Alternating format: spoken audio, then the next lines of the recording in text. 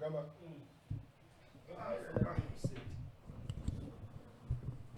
Gamba. Nenga osobola okwogera naye najja. Ani ngagamba tamanyi Luzungu? Agambye abasinga abazanya. Now you did the numbers. So I mean when he says most, that must be like what, 90%, 70%? 80%. Yeah. Yeah, but we have to be here for that football wars. Football edition.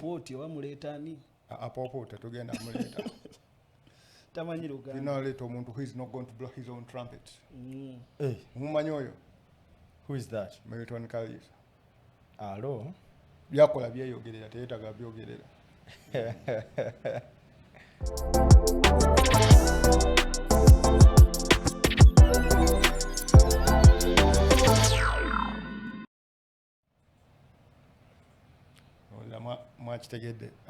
Welcome guys, by the way, to this edition of the Weekly Wowos. We were a few technical glitches. We did not come to you last week, but we back with the crew. That has Edwin Kaokuli, my immediate left, and Joseph Mhomza, aka Money. That's a real name, by the way. It's a real name. It still troubles me. The actual pronunciation still troubles me. It's double A, so it is Money. Yeah. Is that a Rukiga? Yes, that is a Rukiga Rufumbira. So you're a mix? Yes. Okay. Welcome, guys. My name is Franklin Kaweru, and I'm the host for this show today. Surely. The usual host is somewhere in Rwanda, in the land of 1,000 hills, watching some cricket. The cricket cranes, the Victoria Pearls actually, are playing in the Kwiuka tournament, looking for a third title. And we wish them the best, obviously. There was a bit of change in the team outlook with some three young girls given an opportunity to have a run out with the senior players. But we want to get this one very, very, very fast, more than the usual. We don't want to get into trouble with our producers. I'll start with, of course, the weekly starters. Maybe the 2-week starters, because we did not come here last week. I'll start with you, Edwin. Yeah, I will start from the sport of volleyball, and I will start on a note of congratulating Sporters for sweeping everything there is in volleyball that you can think about. When you go down to the junior side, that is the Tigers, who managed to gain promotion. They came out with a trophy. Then later on, a hard-fought one from the ladies, seeing off KCB Nkumba. Then the men did it in style, seeing off their rivals, that is the Nemo Stars. And on that day, you saw that everyone came to witness the two big names take on each other. That is, the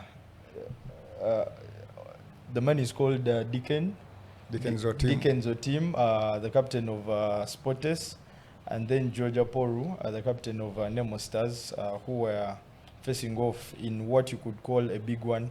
And I can tell you that game was very entertaining.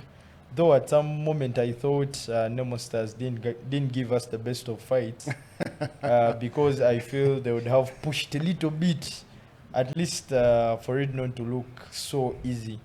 But you cannot take it away from Sportes that they gave it their all. Right from the ladies game where they came from 2 sets down to win it 3-2. Surely, congratulations once again to the Nsambia best side. And for a year whereby they are going to be celebrating an anniversary of 30 years, surely for them to sweep all the 3 trophies, this comes off as a big feat, but also a deserving one. Absolutely. So, Edwin, you can't say Nemo Stars didn't give their all when one of the sets went into adios, really. Yeah, but still, you felt that was the third. I feel the fight would have came in a bit earlier, surely, to keep the crowd also in hope that maybe the sets can be pushed. But on a day like that, because I can tell you, if at all the ladies had not won their game, somehow they could be a bit of fall in motivation, because we were on a certain platform with Dickens, and he was explaining that while they were going into the third set, that is the ladies' game, the men had started warming up, and for them they had given up on the game, thinking KCB Nkumba had leveled series 1-1, and so they thought, no, let's be now planning for our game, because the ladies' game has gone. And remember, one of the sports players is a coach for the ladies, so you want your teammates to win, you wish them the best, but also this is a franchise, so they train together, it's more of a family. Yeah. So there was a bit of that thought, but when the girls managed to fight from 2 sets down to go all the way and win it 3-2, it was motivation enough to say, tetwagala komao, tuchimala lero, and everything is done. So surely that was a big fight from Sports, and very deserving. Very deserving. By the way, congratulations to Patricia. Patricia Msubik. I think she's the longest serving player in that ladies team. It's been a long time coming, you know, being with the team, fighting with the team until it wins its first championship. I think that is so big. She must be an inspiration to very many people in terms of patience, resilience, and everything that comes with being competitive, looking around when you can move to other teams that are winning, but you stay with the team until you bring it home. That was very, very huge. But you cannot, Edwin, you cannot say with that motivation that came much earlier with the girls winning, that Nemos has really stood a chance. After the boys seeing what had happened, whatever, with the Tigers and then with the ladies, and now it was always going to be tough, I think. Yeah, of course, after seeing that win from the ladies, you felt even the fan base of Sports, because they really have loud voices, you felt they had a reason now to throw everything for the boys. But because Nemo Stars was just coming from a continental championship, at one moment you thought, for the experience that they had gathered, but also when you look at some of these players on this team, you feel these are players that have been in and around. So they literally fear nothing like voices. They don't allow pressure to take over them. And so that's why at one moment we thought maybe they can pull off Ashoka. And remember, for the first game that ended 3-1, you felt most of the sets were a bit close. So you could feel that it's not very far. And for those that also saw the game that was in the league when they swept Sports 3-0, you felt these are two sides that know themselves very well. These are sides that have players that have been on the court for quite a number of years. So we thought that is the fight that we were going to see. And since the two sides had complained about stuff like officiation and stuff like that, so we felt now the heads are in a proper state. The officiation talk has been put aside, and so now it's going to be a fight. And you know, just like they call it a battle, we thought it's going to be the battle. But I, for one, I didn't see that much of a battle. Mostly in the first set, you felt one side was way shoulders above, more so in motivation, but also in the body language, how the two sides were on court, and you could look at their faces and feel the Sports side is way confident than Nemo, and that is how it went all the way to the results. But what surprised me a lot was the fair play spirit that George showed on the day.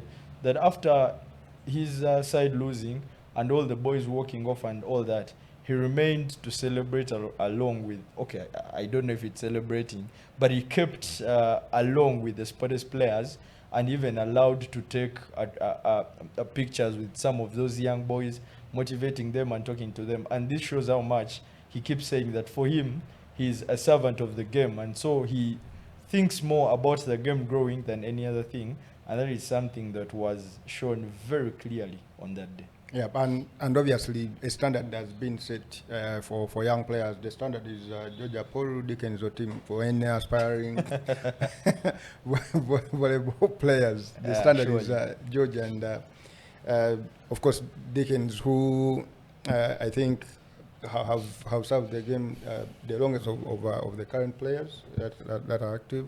Yeah. But I want to you, Joseph. Let's get your starter for the week or for the past 2 weeks. Yes, thank you very much.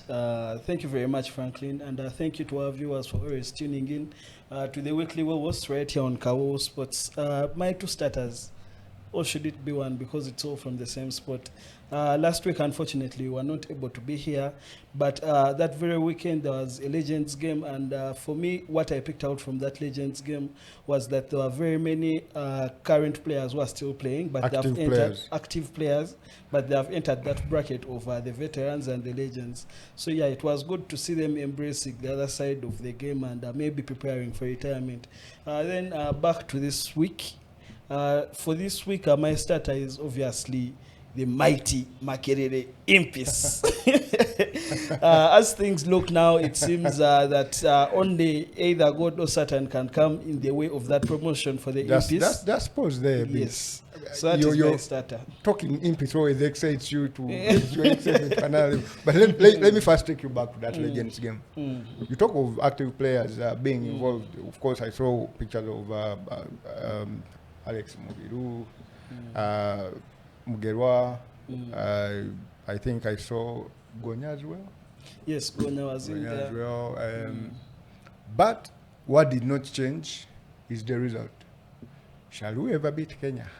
No, I think we are now edging closer and closer because, for example, in that game at Chadondo, Kenya managed to dominate the first half. Yeah. Then the Ugandans, of course, came back in the second half. We also had the late opportunity to win that game, and Davis Chawalabi fluffed that penalty wide when the game was about 17-19. Had we, of course, converted that, then would go 1 point ahead. But you talked about some of the players that were in there.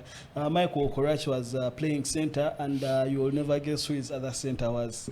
The other center was Lawrence Sebuliba. Now, those two have been playing in the park for Heathens.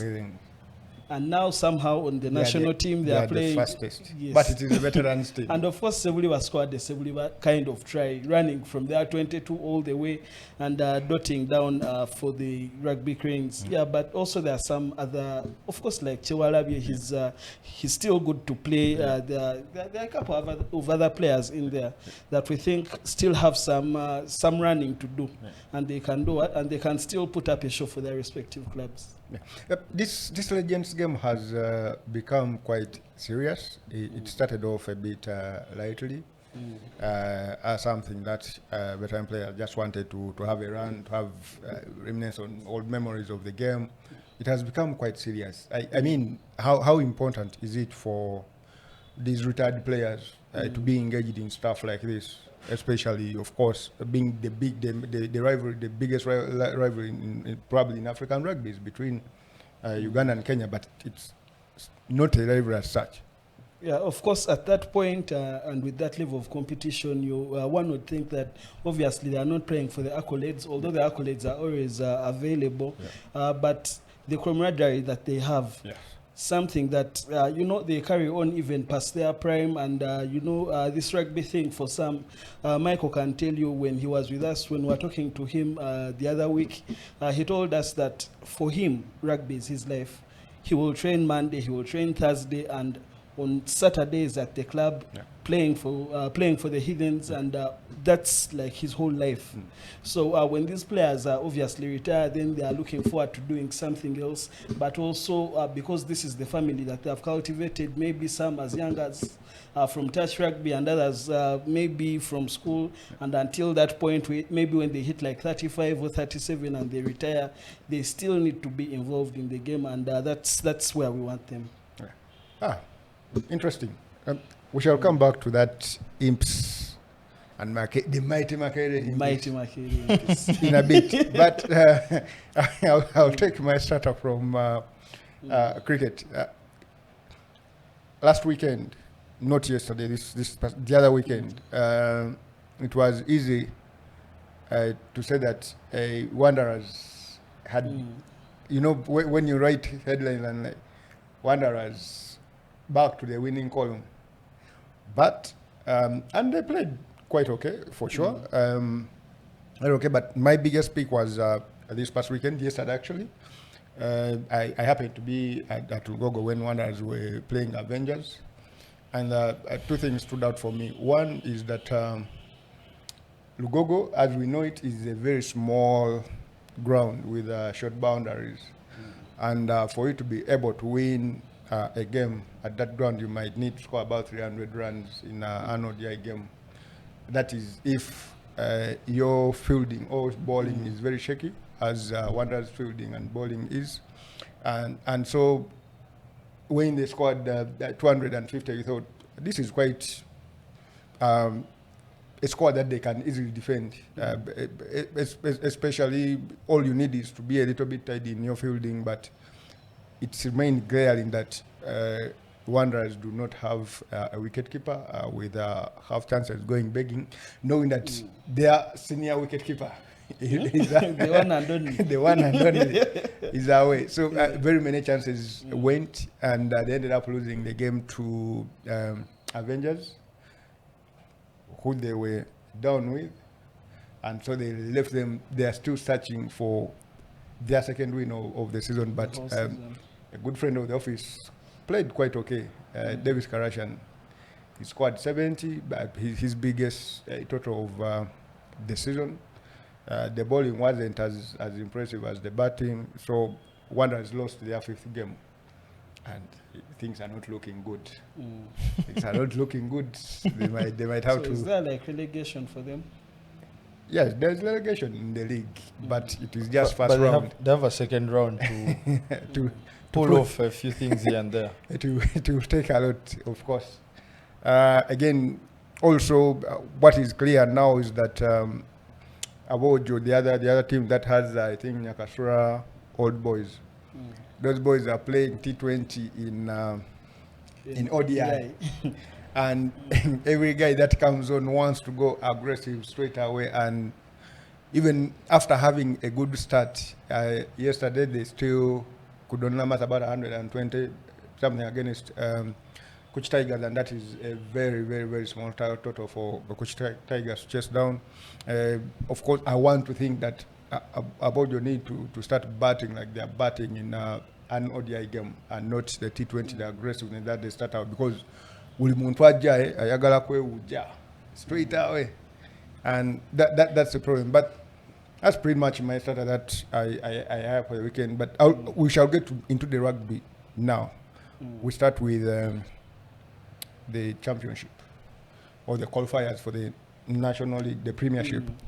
Abantu watulimba kakira yetulimbye akazanyo.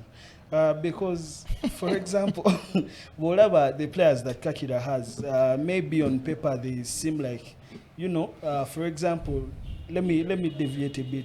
Let us go to football. When they tell you that there are Brazilians in this league, there are Angolans in this league, and then you watch them, you'll be surprised. So when Kakira tells you that they have a Tongan, you remember that big man that yes, boys were sitting down? Yes, they tell us they have a Tongan. They told us that they have Kenyans. Yeah. So you're like, ideally on paper, these are rugby playing nations. Yeah. Even their second tier players can cut it in our league. Yes. Yeah, but then they haven't lived up to the bidding. Somehow they managed to get a win against the Gulu City Falcons in that first leg. They won, but without a bonus point. Yes. Then they came and faced Makerere Impis, and they lost. Although Impis didn't get a bonus point, because we only scored 2 tries, it is supposed to be a difference of 3 tries in order to get that bonus point.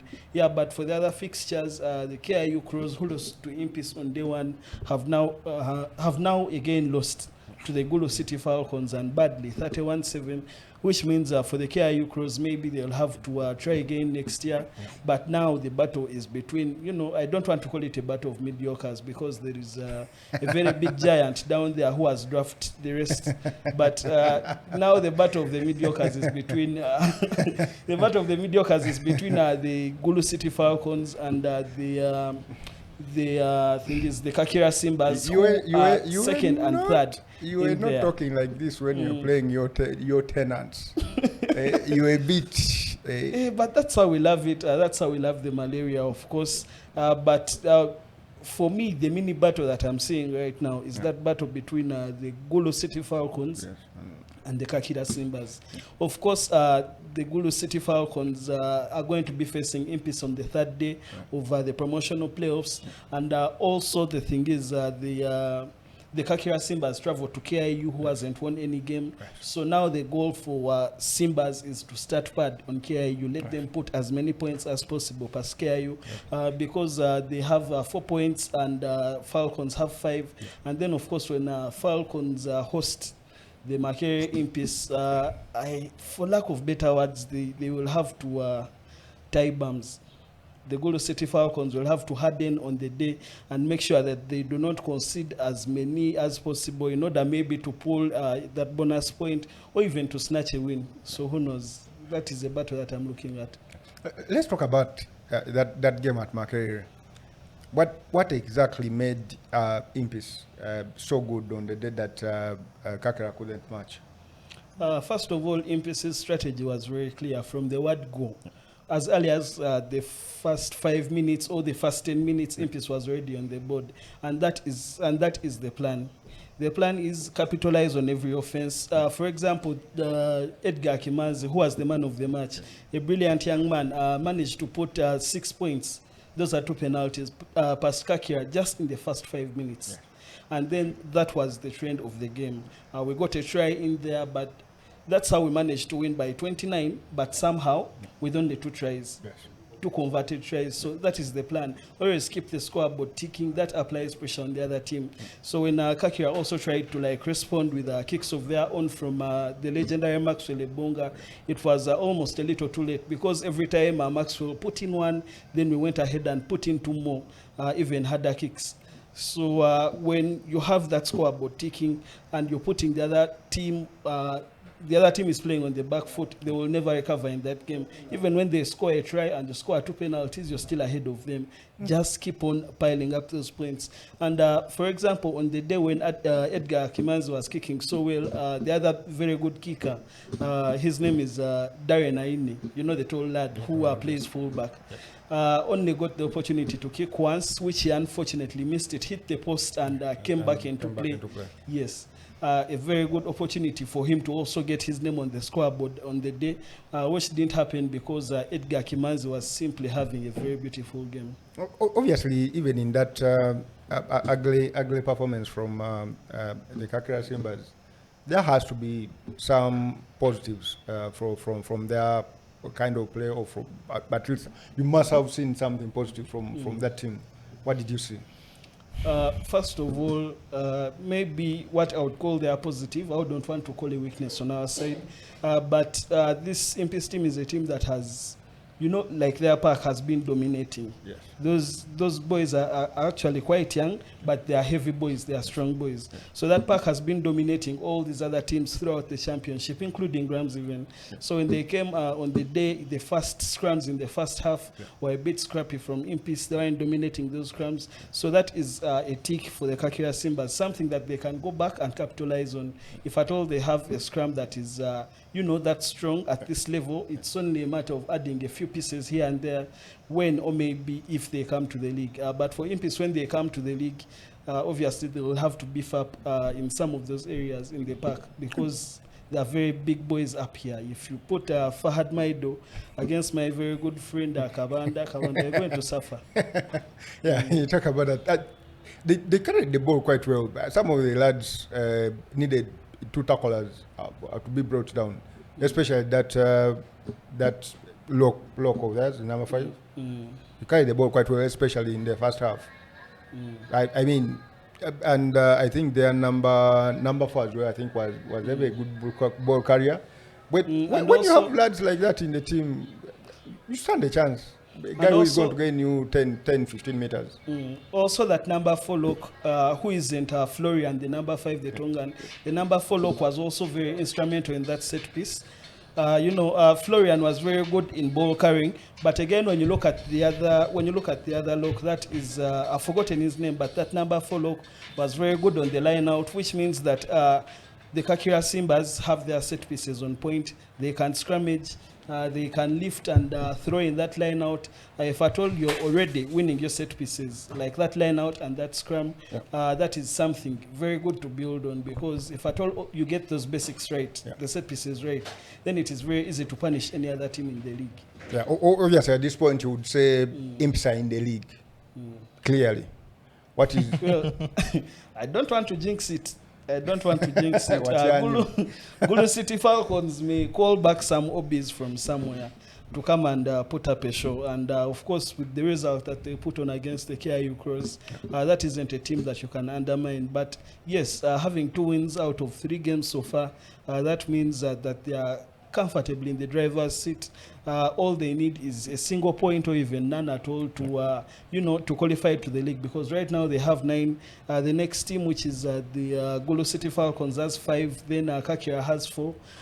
So if the Gulu City Falcons by some miracle beat Impis next weekend, that means that they go to either 10 or 9 points, and then Kakira, that is on 4 points, must beat KIU Crows with a bonus point. Now the question is by how many points, so that they can unseat the second place team, which would be in some magical world Impis when they lose to the Gulu City Falcons. But yeah, it's not yet done, so we can't say that it is over. All we have to do is go out, win that game, maintain that unbeaten streak the whole of 2025. And who knows, maybe carry on with that momentum to the league. Ah, cool. Basing on what you're saying, welcome Impis back to the table of men. This is for the dictator, the Impis dictator, you know him. Mr. Adraf, welcome back to the table of men again. But let's move it a little bit higher to the national sides. The national sides are going out very soon. 2 national sides. The ladies are going for the Africa Cup.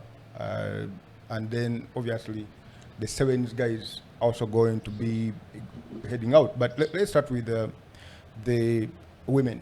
They swept through the lower division to come up. It is stronger position now coming. What is coming out of, first of all, out of the camp? So when I was speaking to Coach Onen last weekend, and this is something that he confirmed on camera, I put him on the spot and I asked him, of course, your 4 teams there, and there is position 1, 2, 3, and 4. Which one do you want? And he maybe cunningly said that I want a middle bracket, which is 1 to 3. But realistically, when you look at our chances, we can only do as much as 3rd place. That's if we are being realistic and fair with ourselves, because you can't put in 3 weeks, only 3 weeks, less than a month of preparations before every tournament, and you expect to be as good as people who have been in that top tier for, I think, since 2019 or since 2016 when this trophy was started. So it is, first of all, not fair to the girls and to the ladies and to the whole setup, that you give them so little time with very little resources, and you expect them to perform like a South Africa that has players on full contract. And you also expect them to perform like the Kenyans who have been to the WX3. You expect them to perform like the Malagasy from Madagascar, who are a rugby crazy nation. So these are players that are already, conditioned to come out and play at this level and win at this level. So maybe the momentum that we carried on from Ivory Coast when we were washing through everyone, and we also managed to beat Tunisia, a team that only 2 years ago in 2023 was beating us at their home twice, and now we beat them in a convincing fashion in that Rugby Africa Cup Women's Division 1, and now we get that promotion to the top tier. Unfortunately, we shall have to face, and I really hope the ladies do the business on Kenya, because the last time we met Kenya, they really embarrassed us. That game ended 82-3. And the 3 came in because Tina Akelo insisted that we can't go home without any point. When someone wanted to scratch, she took the ball from them and put in those 3 points to. I don't think we even secured any pride with that. But, in Kisumu. So I think. But I think that that weekend, girls were really set up for the embarrassment. I don't think the union was very, very serious about 15s rugby at the time for the women especially. Because they literally assembled the team a week. Weekend tugenda kusoma kuzanya Elgon Cup. And then they put them together harshly like that, and that was the result. At least maybe they managed to like sort of get some sort of result against Tunisia when they went for those November tests in 2023. But the difference is when you look at the Kenyan team that played that game, that Kenyan team was very strong. It also had their 7s players in there. So for them, they didn't get into this circus of ours of thinking we have a very large pool of players that we can afford to even, you know, sort of split them, especially for the women. And say the 7s program alone because you're doing so well, and then the 15s program also alone. At least now we stand a chance because we have all our best players. We have all the resources at our hand right now. I mean the resources in terms of personnel. But in terms of personnel, we have all the personnel that that's a Ugandan African problem that can make us stand a chance against the Kenyans.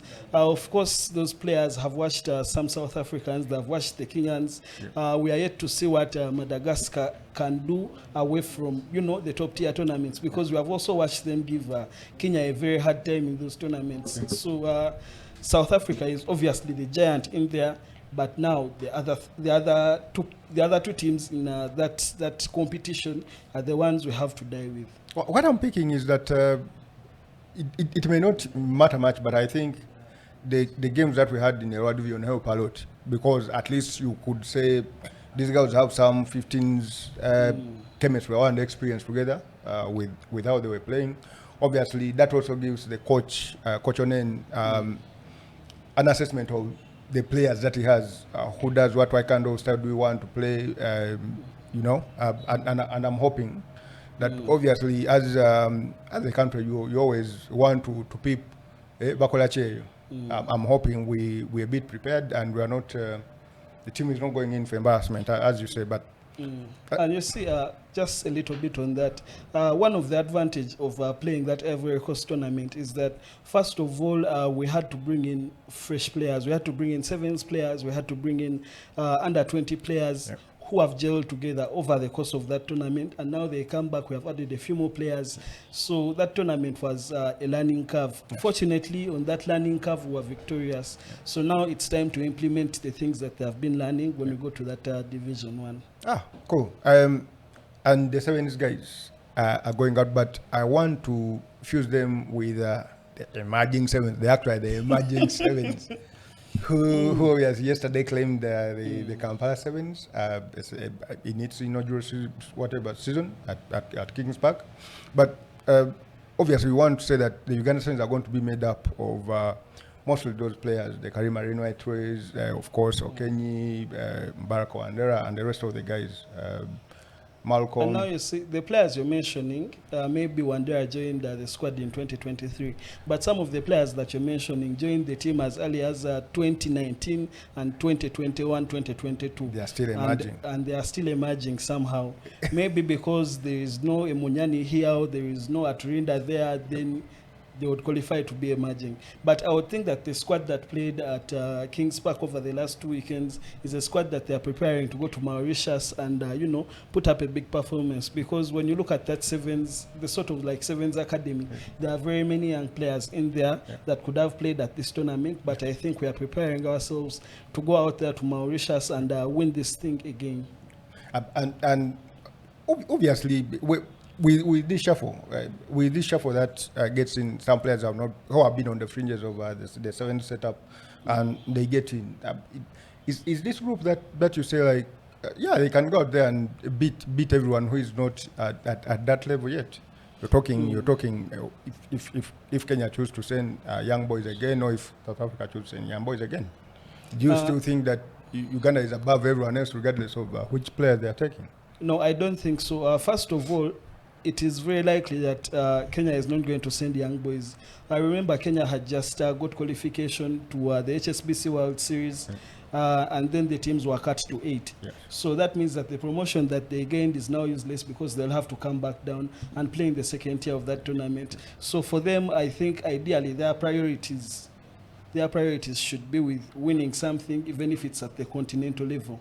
So you don't expect to find a Kenya that sends a Moran's team instead of a Shujaa to that tournament. And of course, maybe South Africa will send the South Africa S side, not the All Stars. They may send the S side, but also us, we have to be like at our topest level. And I think that's why they played with the team that is likely to play in Mauritius. I think that's why that team is the one that was chosen in order to prepare it for that tournament in Mauritius. Okay. And in terms of competition, obviously, Madagascar was quite a problem last time out. Of course, Zimbabwe is coming up as well. They're quite a problem at that African Cup. Are they there yet? No, they are not there yet. Ideally, for Sevens Rugby, I think that we have beaten Zimbabwe almost every time we have met them. Maybe Madagascar brings a few problems here and there. There is a South Africa that we beat, I think, on 2 occasions. And obviously the big one, the Kenyans, those are the ones that we are always gunning for. I don't know why. I think maybe inferiority complex, but if at all you go into a tournament, expect to beat everyone. Don't just go looking out for that one opponent, because that's where an Ivory Coast comes and shocks you. That's where, for example, Tunisia comes and shocks you, because they already have what? They already have very good players that are playing maybe in France and in Europe who come back and regroup for such tournaments. So if you find them on their day and you've gone just eyeing one side, your neighbor, another team can shock you. That how Senegal had almost shocked us here last year. We had to play them even in extra time. Imagine Senegal playing Senegal in extra time. At home. At home. Against your best. Anyway, and that is coming up, but we shall give the Africa Cup that is coming up here in Uganda. We shall talk about it a little bit later on. My guy here has been quite quiet. We shall leave rugby at that, at least for now. We want to talk a little bit of football. But also, the other thing to note is that also the 15s are going into camp. I wonder why we are always camping outside Uganda, because the results never reflect. Yeah, but they're going to Namibia for a camp. They're going to be playing a few Namibian teams down there. Unfortunately, we cannot go to South Africa, and it's an administrative issue. But yeah, let's... away from the rugby football to the football. So we are camping in a country that we shall be competing with. Yes. Does that make it? Doesn't that make it easier for the opponent to scout, like Wanabali? No, because you're literally playing, you're camping in their own. No, the assumption would be that we are going to get past Kenya, which we are not going to do. So even if Namibia looks at us and scouts and sees the things that we are going to do, up like that. But that's the reality. Remember, this is a competition. Kyle Sokola, the one who inakuangula game weja. Win the game today, wait for 3 days, win another game. If at all you can't win one game, then you're not going to win anything. For example, we have over the years we have been beating Kenya in Elgon Cup at least one leg. But then when it gets to the business time, Kenya knows how to win that one game, which never do. So obviously when we meet Kenya in that first quarter final, we shall need to win that one game, which we are not cut out to do. You think coaches did not take any lessons from last year? I mean, from what they saw. Obviously, there are some lessons to be picked. And now that they even have, they brought in a kicking coach and a backs coach, a former Springbok. They have been having consultants over the year, from the beginning of the year. So obviously, they are doing their homework. No disrespect to Coach Leo and Coach Fred and, all the coaches, Coach Marvin, that are involved with the national 15s team. But I don't see our chances against Kenya, because Kenya, first of all, is better prepared. Okay. They are better prepared than us, but for their administrative issues that they've been having a few weeks back. But they are better prepared as a team. Obviously, they are making the mistake we made last year. They are going to South Africa for that camp. I don't think they watched us and said we want to be playing like those guys. Where did they learn that rugby from?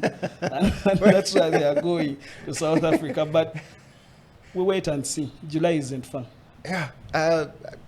Timo Jimala Munyo Amani.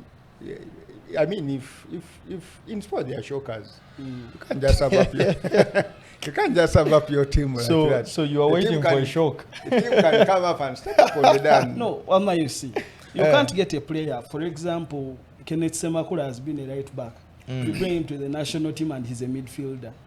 We have players who are going to play specialist positions like the hooker, the one in charge of throwing that ball in the line out, the one who is supposed to put up that break foot and maybe hook the ball backwards for us in that scrum. You have that person playing a different number for their club, playing eighth man, playing prop, and succeeding there, and they are coming to national team to play a very specialist position like hooker. Those are like basics. You can't, like from the preparation itself, you already know that you're being set up to do what? To fail. For example, like my guy Manano was here playing center for Cobbs, playing center, playing flank, playing eighth man. They took him to Kisumu and stuck him on the wing. He couldn't field a single ball. Yeah, That's a setup. Yeah. I want to believe they are going to do. They are going to do some good work with the guys, but again, we shall get to that time when we know the final team has been named, and then we have a proper look and discussions or chats with the coaches to see why they are picked, of course, and players themselves, and that. But anyway, we shall leave rugby at that. Tugenda mudira. Twogere mpira katono ne Salongo. Salongo gwokubiri. I thought you're going to basketball. So how have you channeled us that quick to? I said katono. Just a little bit. I get you. You're quite excited about. How is it having that? 2 trophies at the end of the season? The team that has 2 trophies is Vipers, and we congratulate them for getting the 2 trophies. For a season that they came having taken nothing in the previous season, it was going to be hard, more so in the manner that the season started. I recall the game that they lost 3-1 against Snake, and the coach came out to say, even relegation is part of football. The best they can go for is the top 4. Somehow you felt the coach didn't know the person he was working for, but also he didn't know the team he's coaching, and that easily fueled his sacking very quickly. That he didn't see 4 games as a coach in the league. When Coach Ayala and Coach Muhumuza were given the chance to take over as coaches of Vipers, you felt it was going to be a bit of a gamble, but also a trial for a country whereby we've not seen things such as that, where we see co-coaches. But the 2 men have literally done a very tremendous job that it's very hard to go throughout the season without hearing stories of the man might be sacked anytime, this person hates the other, quarrels amongst players, and I think that has been the difference in this side, that they've been more like a team, but also the coaches have found a path to see how they can co-work with each of them, knowing what are the limits, but also what can we do to see that we work together. Of course, for us, media, we've been working so closely with Coach Muhumuza, because he's been the man in charge of the pre-game and post-game conferences, but also he's been the man on the touchline. But there's been a man in Ayala who has always been termed as the architect, the person who has been doing the plans behind the scenes. Yes. No, but no,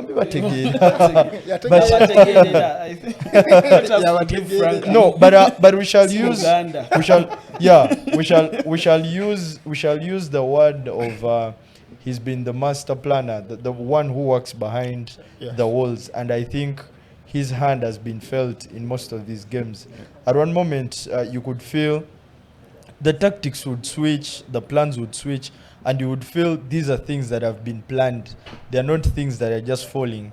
I will give you an example. When Vipers were taking on KCC in a game that they won 2-0, we saw Ndahiro Oris pushing a little bit into the midfield to try and limit what Joel Serunjoji would do. And that is something that was orchestrated perfectly. And these are some of the things that we always have to we always have to give our coaches flowers whenever they pull off some of these things. And I think I would want to congratulate the two men, but also for the players. I think this is a team that has always had some players whereby we don't see most of their talent is not put out there. I can tell you, when you look at the man who was the MVP of the Uganda Cup, that is Watambala. It's been years without him getting that starting position in that Vipers team. Even when we remember that a man in McKinstry had already seen a lot of potential in him. Yeah. And of course, when you saw him rally through the schools games, the USA games, for example, you can remember a game whereby he was a standout in that final when they won against Ginger SS. You felt this is a man that is going to play for some of the next years. But when Ayala and Coach Muhumuza trusted the man, you felt this season was his season to try and reclaim his position in this team, but also to get confidence. So there's been lots of positives for Vipers. But again, since they have taken the 2 trophies, the question is always, now what next? What next is continent? Are you ready? That is what we shall be seeing in the times to come. Interesting. Especially when you put Ayala in the mix like that, there is a guy I know who is a strong fan of Ayala, John Ayala Rinda, in terms of the kind of game that he coaches, himself as a coach. And that guy is the in-house coach, Coach Ismail Chionga, who should join us now to talk more about that Uganda Cup final.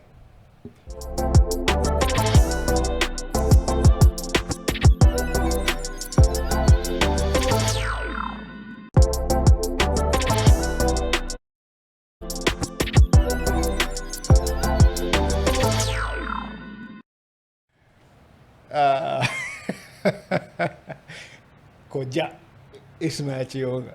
Ufana nyem daddy ani? Fresh kid. Fresh daddy.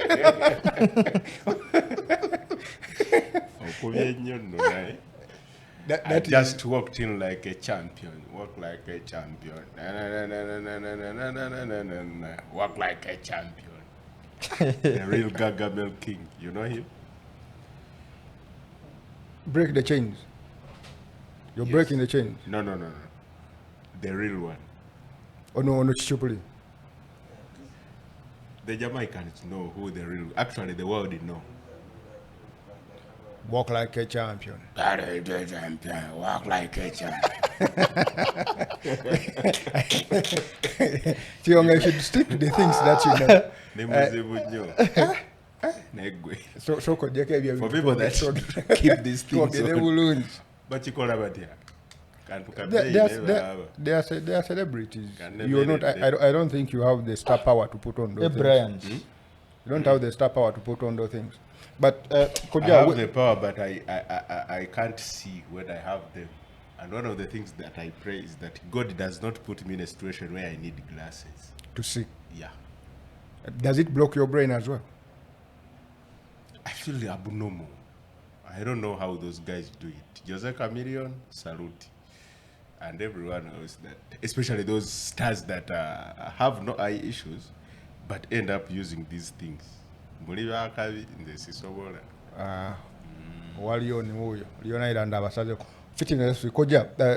talk about, start with that Uganda Cup final.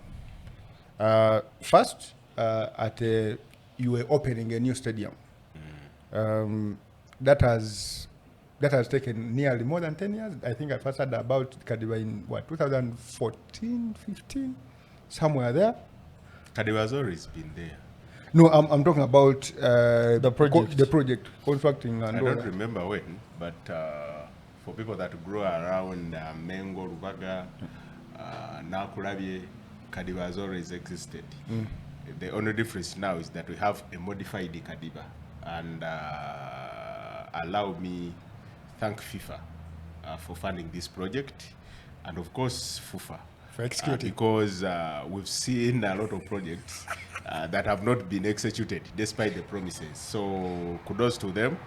I meant to understand there was some government money that was diverted to that because FIFA projects always the money comes in phases. Yeah. I meant to understand that there are still phases to come, but the money was diverted especially to ensure that the ground is ready to act as a training one for the forthcoming CHAN. That's in August, and of course the Africa Cup of Nations come 2027. And I was impressed. It's the first time to be there since the works began, but I was impressed. I was impressed. So in a country where we lack a lot of sports infrastructure, that's a big addition. That's a big addition. Hopefully, we see Premier League games played there. I've already suggested that Villa should move there because they are the wanderers.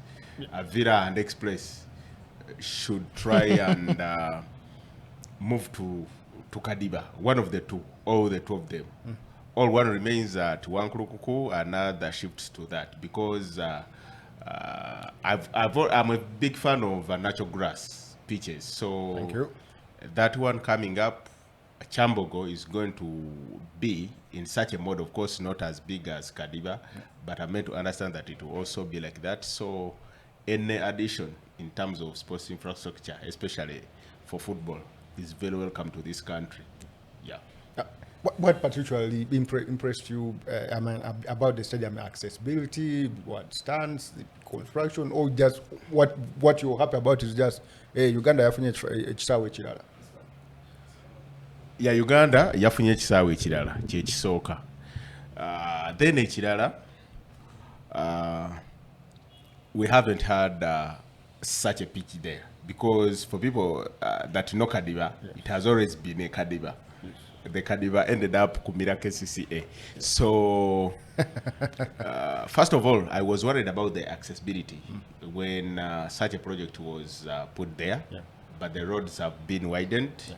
So, the accessibility was very easy for many people. Of course, there will always be issues about parking, but people left their cars at some hotels, some places before you go to the main stadium. The accessibility is very okay. It's one thing that I was worried about. Then the seats in the VIP, because we rarely have stadiums where people go to watch football and sit. We know what they call VIP at some of these stadiums that we've been to. And of course, the other stands, I was impressed with their way the fans stand up. Some part was yellow, the other was red. In the end, it looked so nice. So Picture perfect, you would say? Picture perfect when you have KCC fans here, Vipers fans here. Yeah. It looked perfect. And you know, for football, it's always the ambience.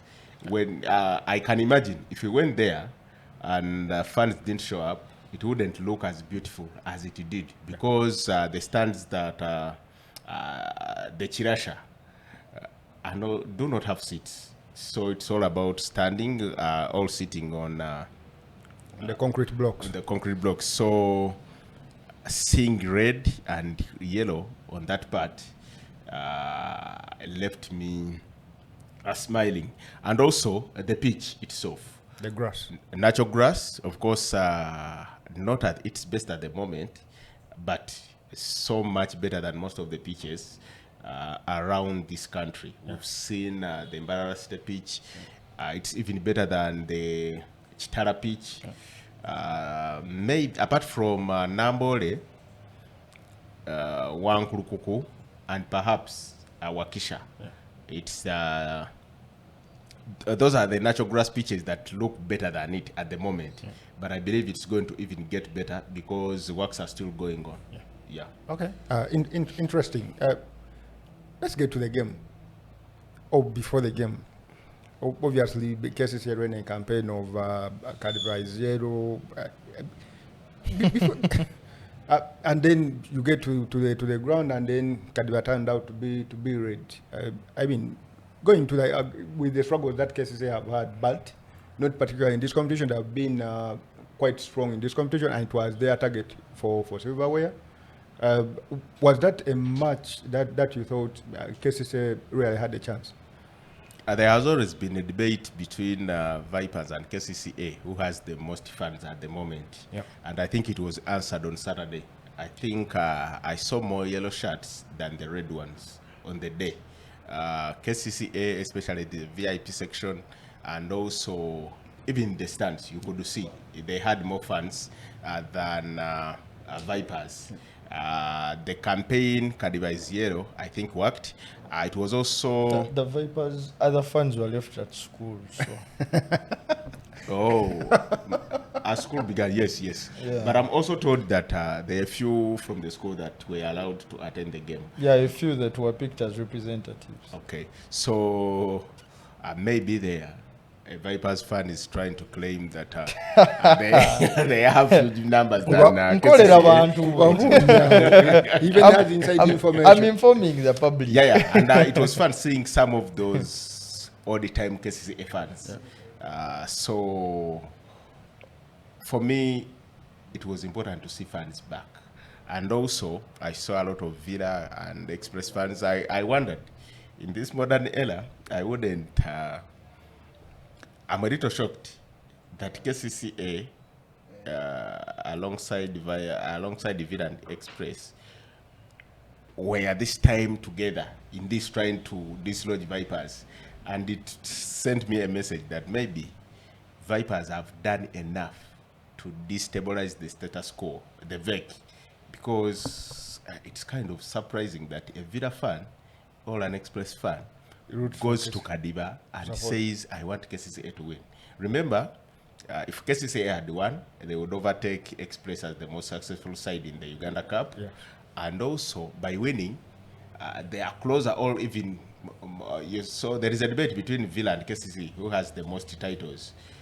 So if you're a Villa fan and you want KCCA to win, if you're Express fan and you want KCCA to win, it just shows how much Vipers have invested into this, that they are now creating enemies from the VEC against. So it was Vipers against, they are becoming dictators. Vipers against the rest of the world. Onto the pitch, I think the moment the lineups came out, you could see both teams did not want to concede instead of going on to score. They were defensive lineups. Yeah. The double pivot of Marvin Youngman and Mbowa. And on this side, Magambo and Brani Jara. So what was shocking was the leaving out of Joel Serunjoji, the club's best midfielder, one of the best in that position. From where I was seated, every fan turned around most, and they are like, where is Joel? Clive Chaze, a staunch KCCA fan, did not even notice Joel was on the bench until he saw the name Joel. He was like, why would you leave your best midfielder out of such a big game? But of course, coaches will always have answers for that. On the eve of the match, I attended the burial of Coach Ayala's mother.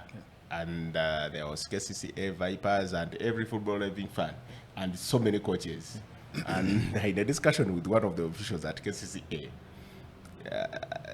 the selection headache was always going to be the problem, because he told me a lot of players were on fire, fired for this. Yeah, they're psyched. And and when I asked a few questions about the selection, especially in the midfield, he also had question marks on whether Magambo should be starting, Ijala or Joel. And actually at one point he said he would start the three of them, Joel, Ijala and Magambo. Perhaps it shows how the preparation Magambo maybe was on fire, because in the end he was the one who crucified one for causing that second goal. And two, everybody asked why he would start in central midfield ahead of Joel. Starting together would be okay with Joel Sorunjoji. For me, the biggest question mark around the lineup for KCCA was leaving out Joel Sorunjoji. And in the end, it turned out a mistake. You know, if they had pulled it off, it would be a masterclass. A masterclass from Magera and his staff. But when it fails, of course, there will be questions. And for me, despite the fact that I don't attend training sessions at KCCA, I wouldn't leave Joel out of that team. So for me, that's where KCCA lost it from the start. And also, they are playing a side that rarely concedes. In the last 10 games before Saturday, Vipers had posted 1-0 wins, 7 out of those 8 games. Yeah. They rarely concede. So maybe Magera was looking at keep them at bay, let it be 0-0, because when they score, they rarely concede. Yeah. And it happened on Saturday. So for me, there was a mistake in the selection of Magera on that day. Edwin, as we are wrapping up, the defensive mix-up, I want to call it, to concede as early as the fourth, fifth minute. You know that is a problem if you're conceding that early in a final. How important or how crucial was it for Vipers to get that early goal? Of course, for any side in the final, if you get such an early goal, then it's some pressure carried off your shoulders, but also it's a confidence boost, more so knowing that this is a game that we want to start on the best of notes. And surely I feel KCC somehow gifted Vipers that one, because it was more of a mix-up than a goal created. And these are goals whereby you ask yourself who created the assist, because the ball just bounces in front of a goalkeeper, and all we know, it's a loose ball for anyone to take away. Yeah. And just like I can say on my side that the most valuable player was Mulondo in this tournament, he was the man to poke the ball among everyone that was in that right box. Place, right somehow. Time. Yeah, but also you can be in the right place, but somehow fail to get contact on that ball. But he was very fast to get that needed contact on the ball, and somehow, in fact, if you're to watch that clip, he's the last person to celebrate, because Alan Okero runs, then Kalisa and another player runs, then it's Mulondo finding them in the corner. And that's how much that goal was a boost. That they needed it for confidence, and it allowed them to calm down. For me, what I enjoyed most after that goal was how KCC responded. It's just that it didn't pay off, but they somehow tried to put Vipers on the back foot. On a day whereby Chigundu was spot on, and on a day whereby the defenders of Vipers tried to block some of those shots that you would think the KCC players were trying to plan and put on goal, you felt that KCC tried to keep on the front foot. And that's when I go back to what Ismail said. If Joel is into that team, then some of the plays are going to be dictated way better than what we saw. Because, you see, you want to carry that ball, not just to carry it to the opponent, but you want to carry it with purpose and also plan that who is the better player, who is into the better position. And I think those were the few lacking mistakes that KCC missed out onto getting that equalizer before halftime. Yeah, Koja, as we wrap up, obviously Magera coming in to replace Abdallah on a temporary notice like that. Would you give him a permanent job after what he has done since taking a full charge on that interim? I don't think he's done anything different from what Mubiru did, because this campaign, KCCA, apart from the first 2 games where they beat Chitara 2-0 and also URA 1-0 in the league opener, they haven't performed against the big sides. They've drawn with Villa, lost to Vipers thrice in the season. They lost to NEC. They couldn't beat Bull. They couldn't They beat lost URA. twice. The other was a draw. So, in my opinion, he has not given himself a chance because the games that he won were the games that KCCA were still winning with Abdallah. Yes. So the Uganda Cup game offered him an opportunity to maybe trickle the management that maybe this is the right time for me to upgrade from being an assistant to being a head coach, which he failed. And what is sad is that he failed by even naming a lineup that most Even argued against, contested. contested at the moment it came out. And also, we know the approach of KCCA throughout the season, even when they are not doing well, we know their style. But this time around, he went for a more physical approach than their way that they always call it. So, if you realize, Magambo, Mustafa Mujuzi, Brani Jala, all were kicking balls towards Emmanuel Anyama, not in a proper manner that would create an opportunity, but just kicking it into that direction to try and win the second balls. And then you could see the approach they came with, fighting for every ball, even when it was unnecessary to tackle. They were lucky that in the first 25 minutes they had 2 yellow cards, because for me, Could have been 5. Gavin Chizito twice heckled Yunus Sentam unnecessarily. Then we saw Brani Jala taking down Karimu Watambala off the ball incident. Then Magambo hacked Alan Okero. Machete.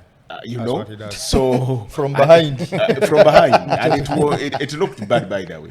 So if the referee was not so lenient in those opening minutes, we could have seen over 4 players booked. But Emmanuel Anyama and James Mbez were the unlucky ones that has got booked in those opening minutes. So for me, Magela has not done himself a favor, especially with the way he approached the final.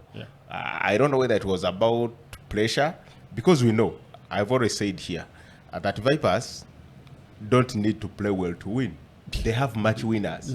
All over the Mulondo place. has carried that in the Uganda Cup alongside Yunus Sentam. And in the league, we've seen Watambala, we've seen Alan Okero, Milton Kalisa, and sometimes Yunus Sentam.